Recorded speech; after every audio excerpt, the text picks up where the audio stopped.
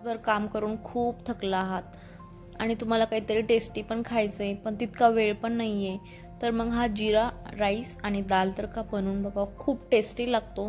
दिवसभराचा सगळा थकवाही निघून जातो. चला मग बनवूयात जिरा राईस. त्यासाठी मी ते 1 वाटी तांदूळ घेतलेले आहेत, ते स्वच्छ धुतलेत आणि मग कुकरमध्ये 2 वाट्या पाणी गरम करायला ठेवलेलं आहे. त्यामध्ये मीठ टाकलं आहे आणि त्याला छान उकळी येऊ दिली आहे आणि मग त्यामध्ये हा राईस टाकून घेतलेला आहे आणि कुकरच्या 2 शिट्ट्या होऊ दिलेल्या आहेत.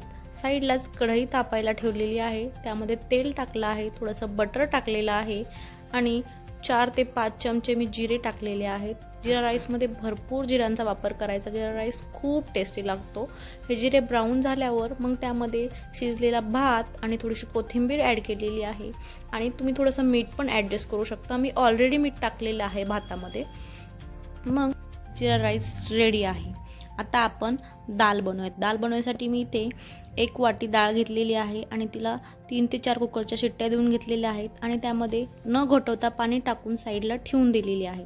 कढईमध्ये तेल घेतलेलं आहे, त्यामध्ये मोहरी टाकलेली आहे, जिरं टाकलेलं आहे, थोडंसं हिंग पण टाकलेलं आहे आणि हे छान फ्राय झाल्यावर त्यामध्ये 1 चमचा किसलेलं अद्रक टाकलेलं आहे. ते छान फ्राय होऊ दिलं आहे. मग कढीपत्ता टाकला आहे, तोही छान फ्राय होऊ दिला आहे आणि मग त्यामध्ये 1 चिरलेला कांदा टाकला आहे. हा कांदा मी ब्राऊन रंगापर्यंत छान फ्राय होऊ दिला आहे आणि मग त्यानंतर त्यामध्ये 2 बारीक चिरलेल्या मिरच्या आणि 2 बारीक चिरलेले टोमॅटो टाकलेले आहेत. त्याला छान फ्राय होऊ दिले आणि मग त्यामध्ये थोडीशी हळद आणि 1 चमचा लाल तिखट टाकून दिले. ते मसाले छान फ्राय होऊ दिलेत आणि मग त्यामध्ये 1 मोठं लिंबू मी पिळून घेतलेलं आहे आणि ते टाकलेलं आहे. ते फ्राय झाल्यावर मग त्यामध्ये आपण जी तयार केलेली दाल आहे ती टाकली आहे. हवं तसं पाणी ॲडजस्ट केलं आहे आणि ही बघा आपली दाल रेडी आहे. ही दाल आणखी टेस्टी होण्यासाठी यामध्ये आपण तडका टाकूयात. तर तडक्यासाठी मी पॅनमध्ये तेल गरम करून घेतलेलं आहे. त्यामध्ये पहिल्यांदा लसूण टाकलेला आहे. तो थोडासा ब्राऊन झाल्यावर त्यामध्ये 1 चमचा जिरं टाकलेलं आहे, 1 चमचा मोहरी टाकलेली आहे. ती छान फ्राय होऊ दिलेली आहे आणि मग त्यामध्ये 1 चमचा लाल तिखट टाकलेलं आहे. लाल तिखट टाकल्यावर आपल्याला गॅस बंद करायचा आहे.